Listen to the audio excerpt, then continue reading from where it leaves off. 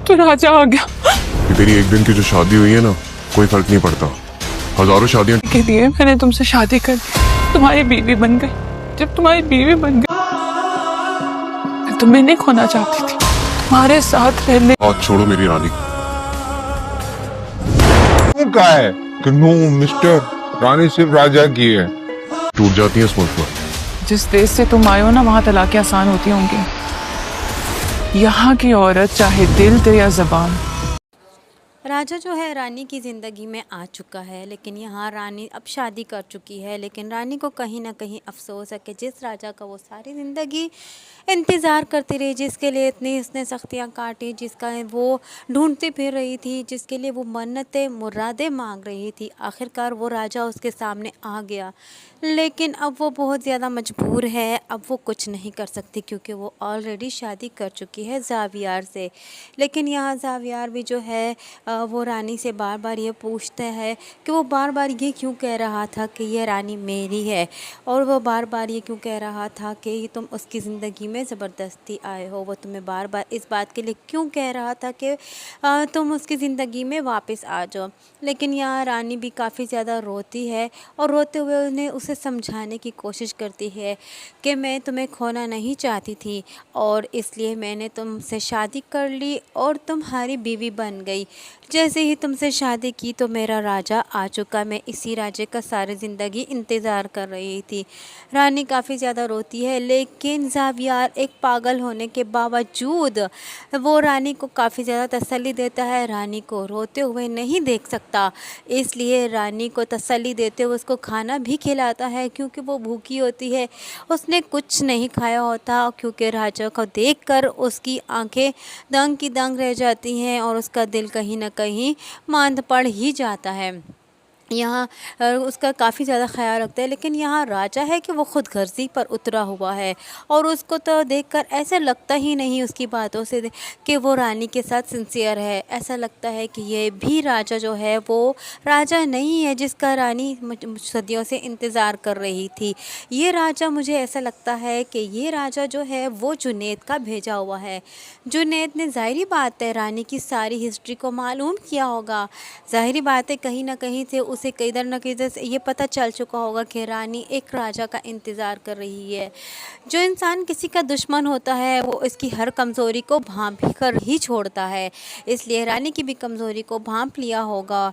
लेकिन हो सकता है कि ये राजा अपने किसी मकसद के तहत भी अकेले में आया हो रानी के पास, ताकि वो रानी को अपनी बातों के जाल में फंसा ले और रानी को एक धोखा दे दे और फिर उसे छोड़कर चला जाए।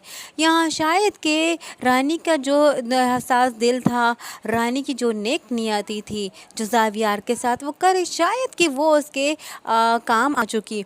क्योंकि रानी, अगर ज़ाहिरी बात है, ज़ावियार से निकाह ना करती तो राजा का देखकर वो काफ़ी ज़्यादा एक्साइटेड हो जाती और राजा उसे वो निशानियां बता देता जो रानी जानती है, और उसके बाद वो शायद राजा से शादी कर लेती। और ये राजा वो है भी नहीं जिससे वो मोहब्बत करती है, और वो राजा नहीं है। हो सकता है कि वो बाद में उसे छोड़ देता। यूँ राजा रानी की ज़िंदगी तो बर्बाद होने से बच गई, आखिरकार नेक नियति ने उसे बचा ही लिया बर्बादी से। लेकिन यहाँ राजा जो है अब रानी की जान इतनी आसानी से छोड़ने वाला नहीं है। यहाँ अब राजा जो है रानी को मजबूर करता है कि तुम्हें जो है तलाक़ लेनी होगी, क्योंकि हर एक जो है तलाक़ें होती हैं, कई तलाक़ें होती हैं और कई शादियाँ भी होती हैं, इसलिए तुम ज़ावियार से तलाक़ लो और तुम मुझसे शादी कर लो। लेकिन यहाँ रानी चूँकि एक हसासमंद इंसान है और वो जानती है कि अपना हर रिश्ता उसने कैसा निभाना है और किस तरह निभाना है, हर रिश्ते को वो निभाना बखूबी जानती है। अब चूँकि वो एक बीवी बन चुकी है और बीवी होने की हैसियत से अब ज़ावियार जो है वो उसका शोहर है, चाहे पागल ही सही, लेकिन अब उसकी तंदुरुस्ती वो ही चाहेगी और डॉक्टर का इलाज भी वो ही कराएगी। अब वो अपनी रिस्पॉन्सिबिलिटी चूँकि जानती है, इसलिए अब वो ज़ावियार का इलाज करवाएगी और यहाँ राजा को पूरा कड़कदार सा जवाब देगी कि तलाक़ें तुम जैसे लोगों के देश में होती होगी, लेकिन हम जैसे लोगों के मुल्क में ये तलाक़ एक दफ़ा से कम नहीं है। और यहाँ की लड़कियां अगर एक दफ़ा दिल दे दे या ज़ुबान दे दे पूरी ज़िंदगी अपने उस रिश्ते को निभाती हैं, इसलिए मैं अब ये रिश्ता जैसे कुछ चाहे कुछ भी हो जाए मैं निभाऊंगी। राजा शायद ये बर्दाश्त नहीं करेगा, और राजा तो चूँकि ये वो है भी नहीं, और अगर है भी तो ये वो राजा उसके दिल में रानी के लिए वो वाली मोहब्बत है ही नहीं।